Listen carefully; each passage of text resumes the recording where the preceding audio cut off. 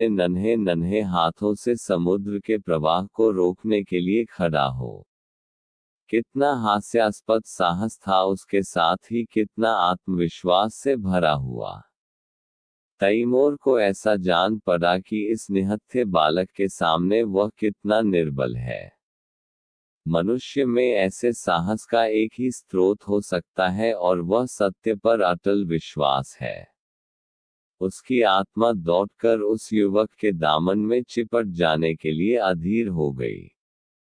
वह दार्शनिक न था, जो सत्य में शंका करता है, वह सरल सैनिक था, जो असत्य को भी विश्वास के साथ सत्य बना देता है। यजदानी ने उसी स्वर में कहा, जहापना, इसकी बदजबानी का ख्याल न फरमावे। तैमूर ने तुरंत तख्त से उठकर यजदानी को गले से लगा लिया और बोला, काश ऐसी गुस्ताखियों और बदजबानियों के सुनने का पहले इत्तफाक होता तो आज इतने बेगुनाहों का खून मेरी गर्दन पर न होता। मुझे इस जबान में किसी फरिश्ते की रूह का जलवा नजर आता है, जो मुझ जैसे गुमराहों को सच्चा रास्ता दिखाने के लिए भेजी गई है। मेरे दोस्त, तुम खुशनसीब हो कि ऐस फरिश्ता सिफत बेटे के बाप हो। क्या मैं उसका नाम पूछ सकता हूँ? यजदानी पहले आतशबाज था, पीछे मुसलमान हो गया था, पर अभी तक कभी कभी उसके मन में शंकाएं उठती रहती थी कि उसने क्यों इस्लाम कबूल किया। जो कैदी फांसी के तख्ते पर खड़ा सूखा जा रहा था कि एक क्षण में रस्सी उसकी गर्दन में पड़ेगी और वह लटकता रह जाएगा, उसे जैसे किसी फरिश्ते ने गोद में ले लिया। वह गदगद कंठ से बोला, उसे हबीबी कहते हैं। तैमूर ने युवक के सामने जाकर उसका हाथ पकड़ लिया और उसे आंखों से लगाता हुआ बोला, मेरे जवान दोस्त, तुम सचमुच खुदा के हबीब हो। मैं वह गुनाहगार हूँ, जिसने अपनी जहालत में हमेशा अपने गुनाहों को सवाब समझा, इसलिए कि मुझसे कहा जाता था, तेरी जात बेब है। आज मुझे यह मालूम हुआ कि मेरे हाथों इस्लाम को कितना नुकसान पहुंचा। आज से मैं तुम्हारा ही दामन पकड़ता हूँ। तुम ही मेरे खिग, तुम ही मेरे रहनुमा हो। मुझे यकीन हो गया कि तुम्हारे ही वसीले से मैं खुदा की दरगाह तक पहुंच सकता है। यह कहते हुए उसने युवक के चेहरे पर नजर डाली तो उस पर शर्म की लाली छाई हुई थी। उस कठोरता की जगह मधुर संकोच झलक रहा था। युवक ने सिर झुकाकर कहा, यह हुजूर की कदरदानी है, वरना मेरी क्या हस्ती है।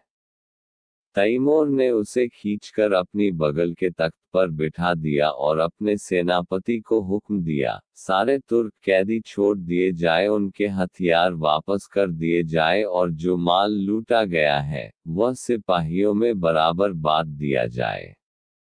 वजीर तो इधर इस हुक्म की तामील करने लगा, उधर तैमूर हबीब का हाथ पकड़े हुए अपने खीमे में गया और दोनों मेहमानों की दावत का प्रबंध करने लगा। और जब भोजन समाप्त हो गया, तो उसने अपने जीवन की सारी कथा रो रो कर कह सुनाई, जो आदि से अंत तक मिश्रित पशुता और बर्बरता के कृत्यों से भरी हुई थी। और उसने यह सब कुछ इस भ्रम में किया कि वह ईश्वरीय आदेश का पालन कर रहा है। वह खुदा को कौन मुंह दिखाएगा। रोते रोते हिचकियां बंध गई। अंत में उसने हबीब से कहा, मेरे जवान दोस्त, अब मेरा बेड़ा आप ही पार लगा सकते हैं। आपने राह दिखाई है तो मंजिल पर पहुंचाए। मेरी बादशाहत को अब आप ही संभाल सकते हैं। मुझे अब मालूम हो गया कि मैं उसे तबाही के रास्ते पर लिए जाता था। मेरी आपसे यही इल्तमास प्रार्थना है कि आप उसकी वजारत कबूल करें। देखिए, खुदा के लिए इनकार न कीजिएगा, वरना मैं कहीं का नहीं रहूँगा। यजदानी ने अर्ज की, हुजूर इतनी कदरदानी फरमाते हैं तो आपकी इनायत है, लेकिन अभी इस लड़के की उम्र ही क्या है। वजारत की खिदमत यह क्या अंजाम दे सकेगा। अभी तो इसकी तालीम के दिन है। इधर से इनकार होता रहा और उधर तैमूर आग्रह करता रहा। यजदानी इनकार तो कर रहे थे, पर छाती फूली जाती थी। मूसा आग लेने गए थे, पैगंबरी मिल गई। कहाँ मौत के मुंह में जा रहे थे, वजारत मिल गई। लेकिन यह शंका भी थी कि ऐसे था चिंत का क्या ठिकाना। आज खुश हुए, वजारत देने को तैयार है, कल नाराज हो गए तो जान की खैरियत नहीं। उन्हें हबीब की लियाकत पर भरोसा था, फिर भी जी डरता था कि वीराने देश में न जाने कैसी पड़े कैसी ना पड़े। दरबार वालों में षड्यंत्र होते ही रहते हैं। हबीब नेक है, समझदार है, अफसर पहचानता है, लेकिन वह तजर्बा कहाँ से लाएगा, जो उम्र ही से आता है। उन्होंने इस प्रश्न पर विचार करने के लिए एक दिन की मोहलत मांगी और रुखसत हुए। 2 हबीब यजदानी का लड़का नहीं लड़की थी। उसका नाम उम्मतुल हबीब था। जिस वक्त यजदानी और उसकी पत्नी मुसलमान हुए, तो लड़की की उम्र कुल 12 साल की थी। पर प्रकृति ने उसे बुद्धि और प्रतिभा के साथ विचार स्वातंत्र्य भी प्रदान किया था। वह जब तक सत्यासत्य की परीक्षा न कर लेती, कोई बात स्वीकार न करती। माँ बाप के धर्म परिवर्तन से उसे अशांति तो हुई, पर जब तक इस्लाम की दीक्षा न ले सकती थी। माँ बाप भी उस पर किसी तरह का दबाव न डालना चाहते थे। जैसे उन्हें अपने धर्म को बदल देने का अधिकार है, वैसे ही उसे अपने धर्म पर आरूढ़ रहने का भी अधिकार है। लड़की को संतोष हुआ, लेकिन उसने इस्लाम और जरथुश्त धर्म दोनों ही का तुलनात्मक अध्ययन आरंभ किया और पूरे 2 साल के अन्वेषण और परीक्षण के बाद उसने भी इस्लाम की दीक्षा ले ली। माता पिता फूले न समाये। लड़की उनके दबाव से मुसलमान नहीं हुई है, बल्कि स्वेच्छा से, स्वाध्याय से और ईमान से। 2 साल तक उन्हें जो शंका घेरे रहती थी, वह मिट गई। यजदानी के कोई पुत्र न था और उस युग में जबकि आदमी की तलवार ही सबसे बड़ी अदालत थी, पुत्र का न रहना संसार का सबसे बड़ा दुर्भाग्य था। यजदानी बेटे का अरमान बेटी से पूरा करने लगा। लड़कों ही की भांति उसकी शिक्षा दीक्षा होने लगी।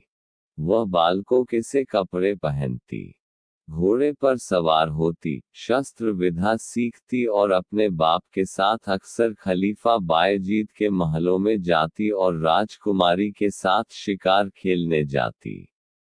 इसके साथ ही वह दर्शन, काव्य, विज्ञान और अध्यात्म का भी अभ्यास करती थी।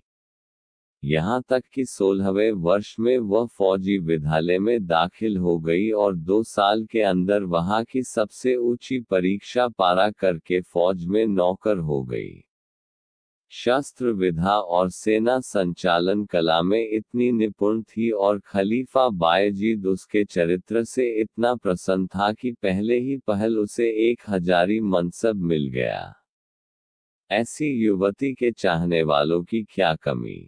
उसके साथ के कितने ही अफसर, राज परिवार के कितने ही युवक उस पर प्राण देते थे, पर कोई उसकी नजरों में न जांचता था। नित्य ही निकाह के पैगाम आते थे, पर वह हमेशा इनकार कर देती थी। वैवाहिक जीवन ही से उसे अरुचि थी कि युवतियां कितने अरमानों से ब्याह कर लाई जाती हैं और फिर कितने निरादर से महलों में बंद कर दी जाती है। उनका भाग्य पुरुषों की दया के अधीन है। अक्सर ऊंचे घरानों की महिलाओं से उसको मिलने जुलने का अवसर मिलता था। उनके मुख से उनकी करुण कथा सुनकर वह वैवाहिक पराधीनता से और भी घृणा करने लगती थी।